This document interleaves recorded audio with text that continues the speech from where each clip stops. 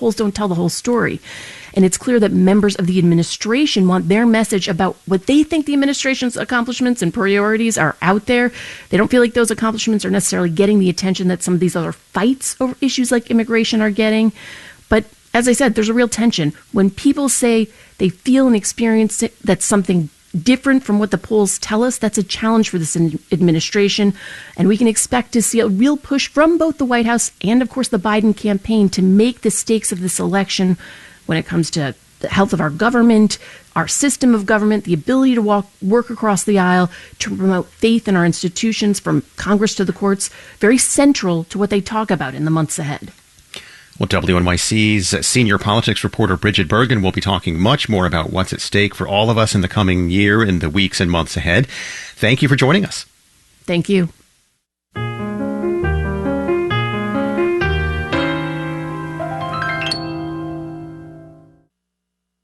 WNYC supporters include Apple TV Plus presenting Lessons in Chemistry starring Brie Larson. Elizabeth Zott's dreams of becoming a chemist stall after losing her job, but hosting a TV cooking show offers a new path. More at fyc.appletvplus.com.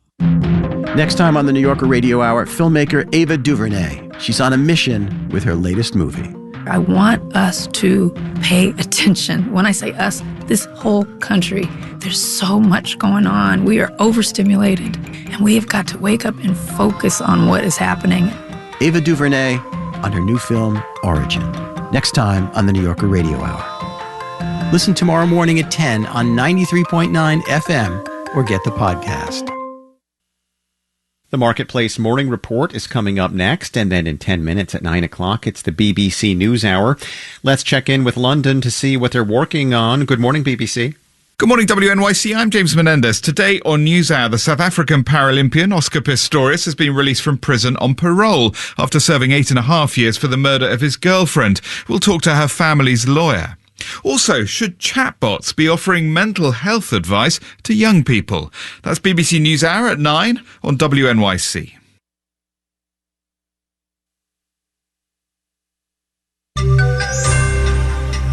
Look up Indefatigable. That right there is your job market. Marketplace Morning Report is supported by C3 Generative AI. Verified traceable answers, secure, hallucination-free, LLM-agnostic, IP liability-free. Learn more at c3.ai. And by Betterment, the automated investing platform that helps make it easy to be invested for the long term. Learn more at betterment.com. Investing involves risk. I'm David Brancaccio. We just got a stronger than expected jobs report. There were 216,000 more people on payrolls in December compared to November. Also, while the experts were expecting the unemployment rate to rise slightly, it stayed steady at a very low 3.7%. In Austin, economist Julia Coronado is founder of Macro Policy Perspectives. Pretty solid. Just keep generating 200,000 jobs month after month after month. A lot of them are private sector jobs, but in which sectors? Well, we do actually have a lot of state and local government jobs, too. That has been a powerhouse, as has healthcare and leisure and hospitality. Those three sectors really are driving most of the job gains. Other sectors, they're not hiring as much as they were at the height of the job market, but nor are they firing. So healthy job market overall, a little bit less strong than last year. Players in the bond market think this might delay a cut in interest rates, pushing the benchmark 10-year interest rate up to 4.06%, 4.06. But other analysts do not think today's data will change the Fed's thinking.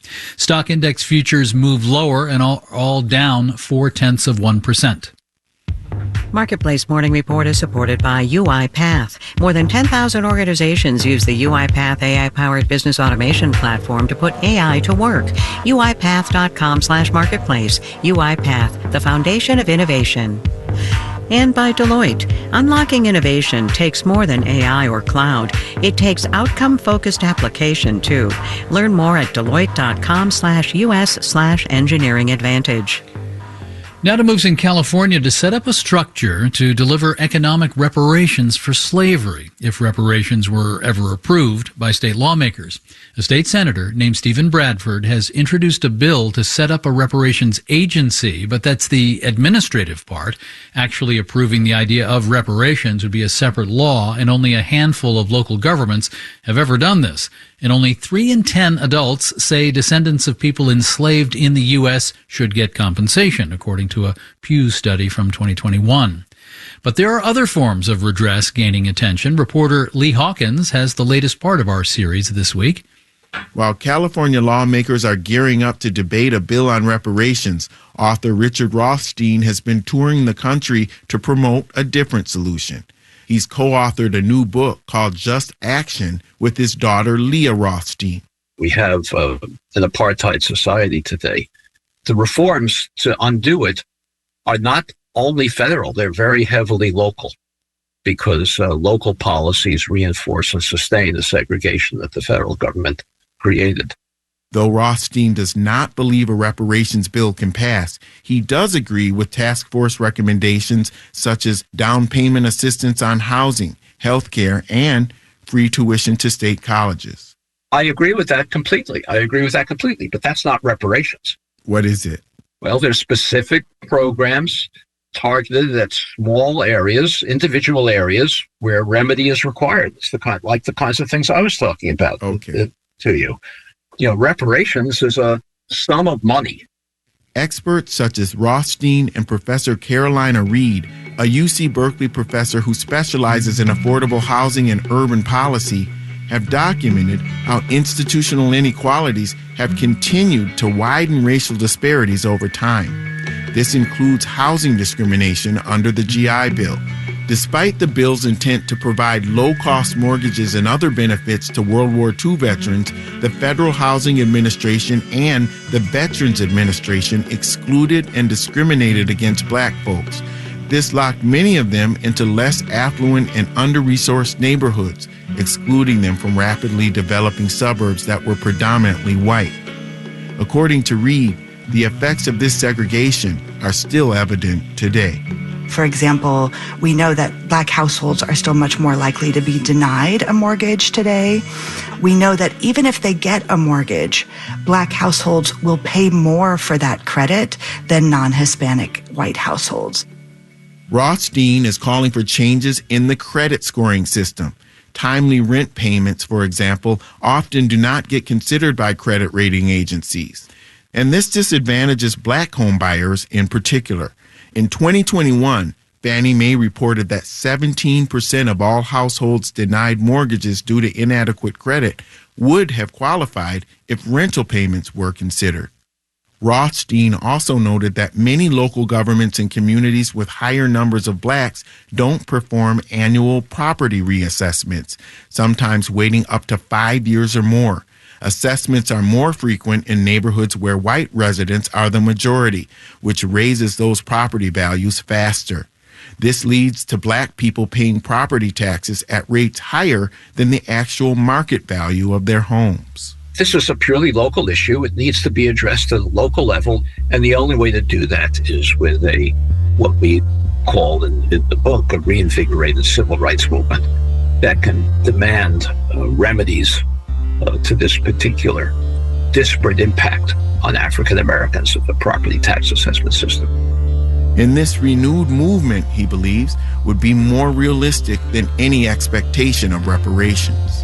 There are dozens of these specific policies, specific programs that can be addressed.